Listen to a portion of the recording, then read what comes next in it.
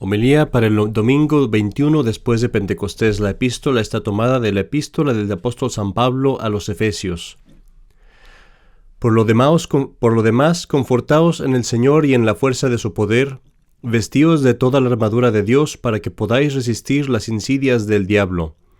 Que no es nuestra lucha contra la sangre y la carne, sino contra los principados, contra las potestades, contra los dominadores de este mundo tenebroso, contra los espíritus malos de los aires. Tomad pues la armadura de Dios para que podáis resistir en el día malo, y vencido todo os mantengáis firmes. Estad pues alerta, ceñidos vuestros lomos con la verdad, revestida la coraza de la justicia, y calzados los pies, prontos para anunciar el evangelio de la paz. Embrazad en todo momento el escudo de la fe, con que podáis hacer inútiles los encendidos dardos del maligno. Tomad el yelmo de la salud y la espada del Espíritu, que es la palabra de Dios. El Evangelio está tomado del Evangelio de nuestro Señor Jesucristo según San Mateo. Por esto se asemeja el reino de los cielos a un rey que quiso tomar cuentas a sus siervos. Al comenzar a tomarlas, se le presentó uno que le debía 10,000 talentos. Como no tenía con qué pagar, mandó el Señor que fuese vendido él, su mujer y sus hijos, y todo cuanto tenía, y saldar la deuda. Entonces el siervo, cayendo de hinojos, dijo: «Señor, dame espera y te lo pagaré todo». Compadecido el señor del siervo aquel, le despidió, condonándole la deuda.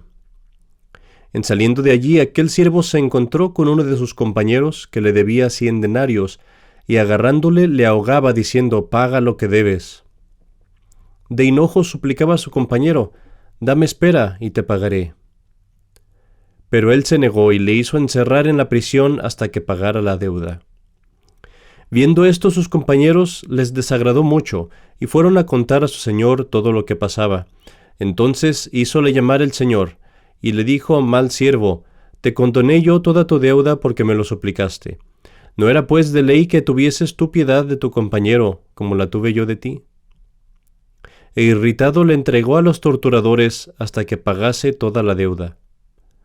Así hará con vosotros mi Padre Celestial, si no perdonare cada uno a su hermano de todo corazón.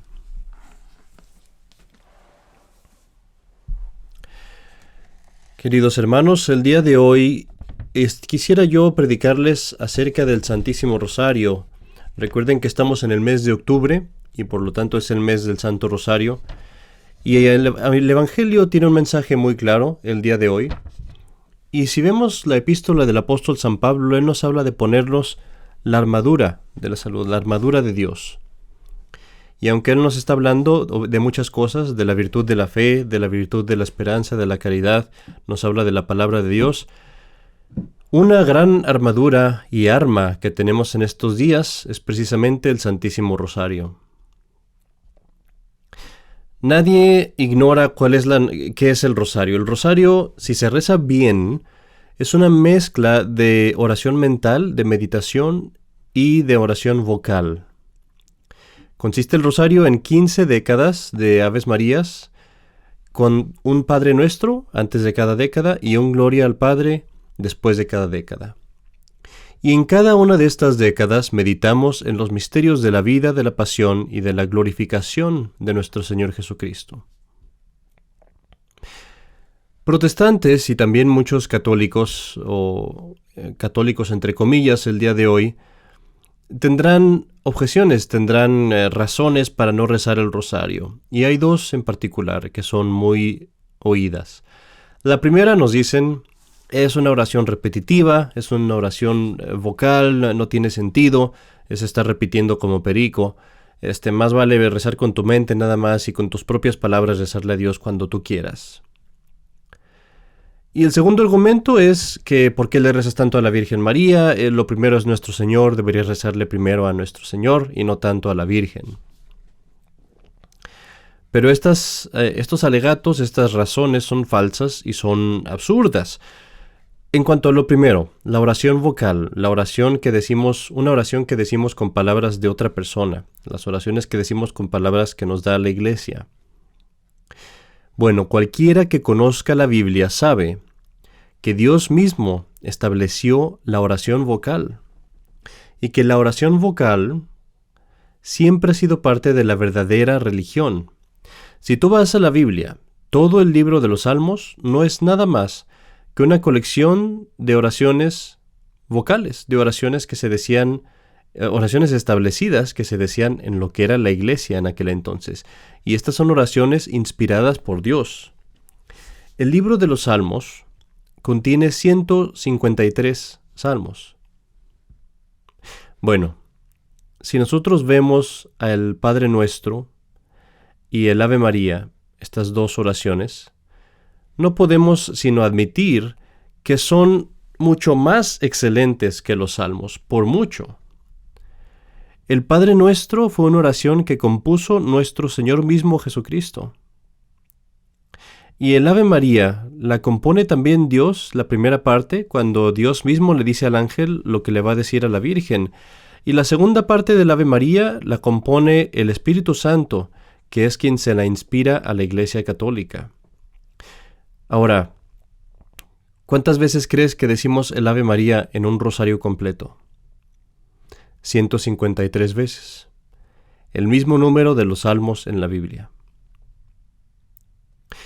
Podemos ver pues que es la voluntad de Dios que recemos vocalmente, que recemos externamente, pero tú me dirás, bueno, ¿no será mejor que recemos con nuestras palabras, que recemos espontáneamente nada más cuando me nazca a mí? Bueno, la Iglesia Católica también hace eso. La Iglesia Católica no nos dice que dejemos de rezar con nuestras propias palabras y con nuestro propio corazón, pero nos dice que además de eso, recemos estas oraciones que la misma Iglesia nos da, que se pueden rezar externamente, vocalmente, porque estas oraciones también son necesarias. Las dos cosas son necesarias, rezar con nuestro corazón, con nuestra mente, y también rezar oraciones establecidas. Quiero darte 3 razones por las cuales son ventajas y razones por las cuales conviene rezar vocalmente. La primera, tenemos que expresarle a Dios nuestra adoración, nuestro homenaje, darle honor y gloria, de una forma externa y pública. Porque Dios es creador no nomás de nuestras almas, pero también de nuestro cuerpo, y lo debemos de adorar entonces no nomás internamente, sino también externamente.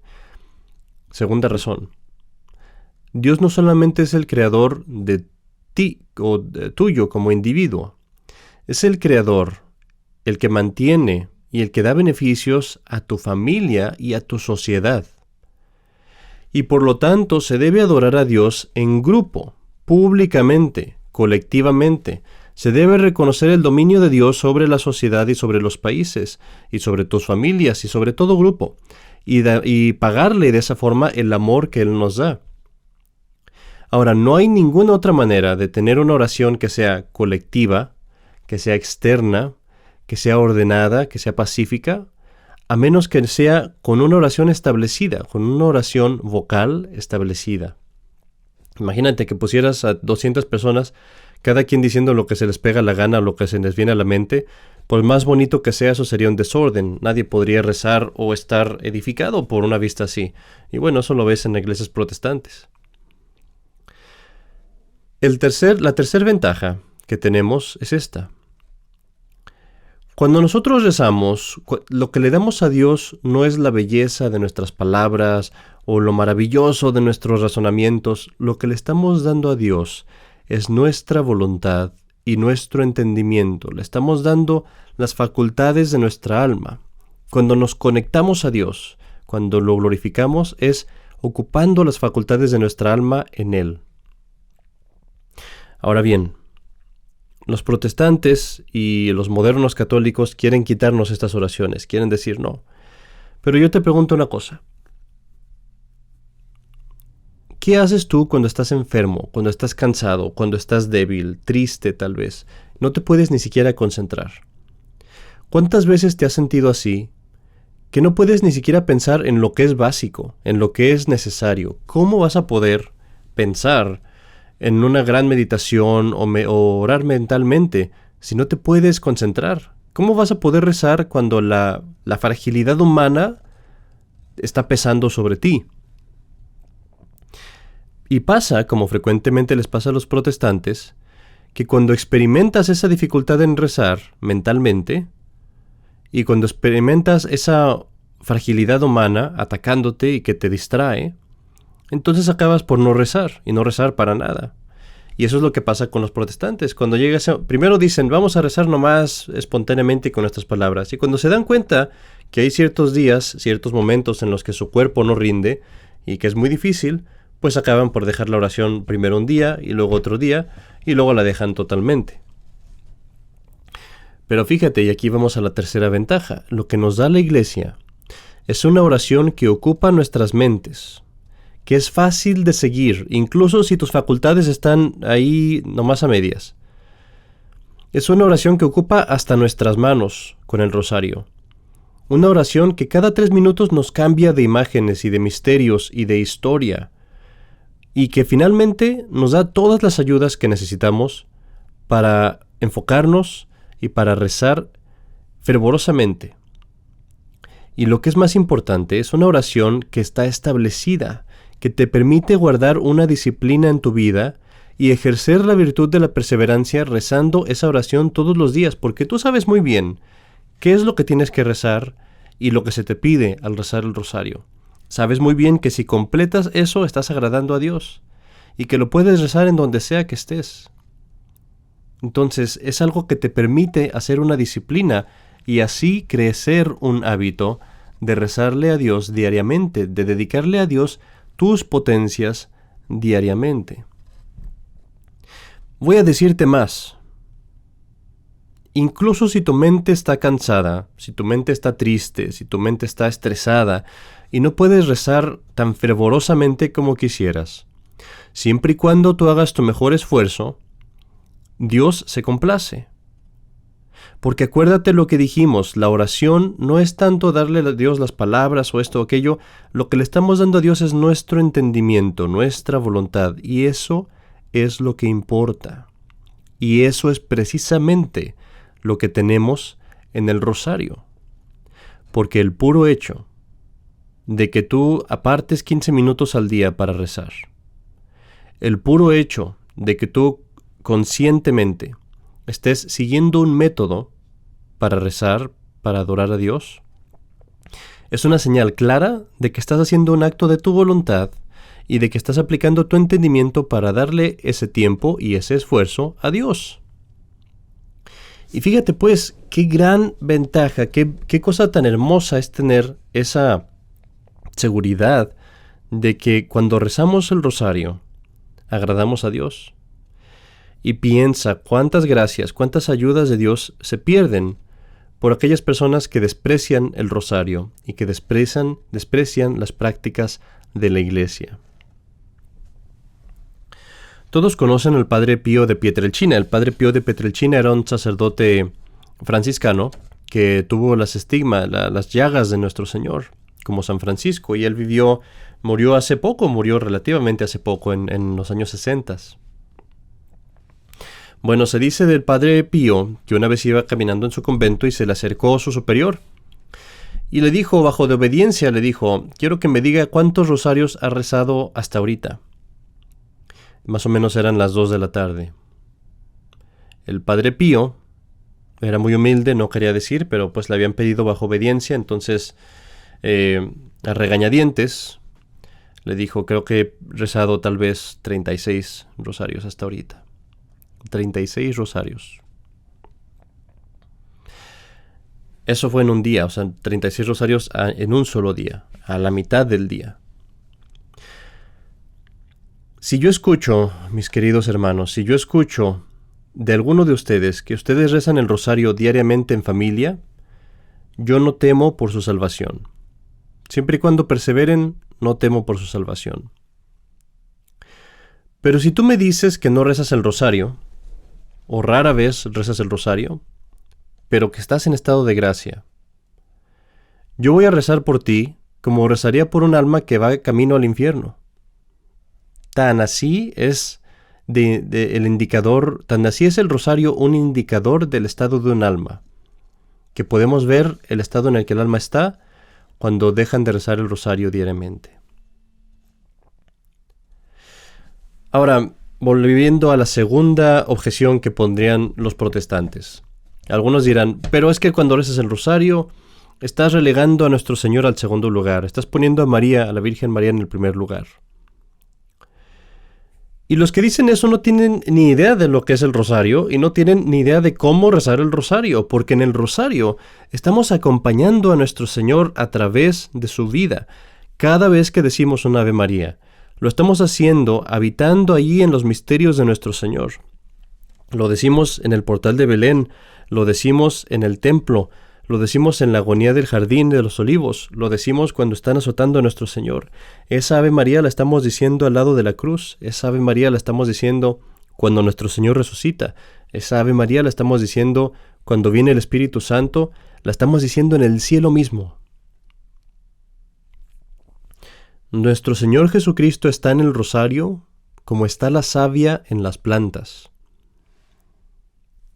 Y si le rezamos a la Virgen María en el rosario, es porque en esta devoción ella es nuestro vehículo a Cristo.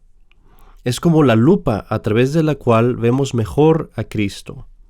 Es el libro en el cual la vida de Cristo está escrita, porque acuérdate de lo que dijo el Evangelio, que María conservaba estas cosas en su corazón. Y esta es la razón por la que empezamos cada misterio primero con la oración de nuestro Señor Jesucristo, el Padre Nuestro. Después la acompañamos con 10 Aves Marías y finalizamos con una alabanza a la Santísima Trinidad, que es el Gloria al Padre. Quiero terminar este sermón sugiriéndote una forma muy fácil de que hagas tu rosario más fructuoso. Cuando tú digas el Ave María, acuérdate, la primera parte del Ave María es una alabanza que tú le estás haciendo a Nuestra Señora. La segunda parte del Ave María es una petición que tú estás haciendo a Nuestra Señora, le estás rogando. Entonces, en la primera parte, acuérdate que le estás dando alabanza, acuérdate que le estás dando algo. Imagínate que le estás dando una rosa a la Virgen María en la primera parte. Y en la segunda parte, piensa que le estás pidiendo algo. Pídele por alguna intención en particular. Es muy difícil, si tú quieres poner atención a cada una de las palabras, es muy difícil poner atención a cada una de las palabras. No funciona así nuestro cerebro. Pero es muy fácil acordarte que en la primera parte estás dándole amor a la Virgen María y en la segunda parte estás pidiéndole amor a la Virgen María, pidiéndole sus gracias. Y así, cada Ave María, eso es lo único que tienes que recordar. Darle amor en la primera parte, pedirle en la segunda parte. Acércate a tu madre, ruégale a tu madre. Escucha sus ruegos cuando ella repetidamente ha dicho, que recemos el rosario diariamente por la conversión del mundo. De esto depende la salvación de nuestras familias, depende de esto la salvación de nuestros países. Esta es el arma de los hombres católicos, esta es la defensa de las mujeres cristianas. Que no nos pase a nosotros lo que les pasó a los judíos y a los profetas del Antiguo Testamento, cuando su país cayó en las manos de sus enemigos, y que tuvieron que decir, con pesar, cuando Dios los abandonó, tuvieron que decir, justo eres, Señor, y justos son tus juicios, porque nos has dado como merecemos, porque no hemos guardado tus mandamientos y tus instrucciones. Que no se diga eso de nosotros, guardemos los mandamientos de nuestro Señor y de la Santísima Virgen María. En lugar de eso, en lugar de que se nos diga eso, que se nos diga mejor que hemos rezado el rosario, recemos el rosario todos los días. Recemos el rosario fervorosamente y digámosle a otros y pidámosle a otros y traigamos a otros a que lo recen también. En el nombre del Padre, y del Hijo, y del Espíritu Santo. Amén.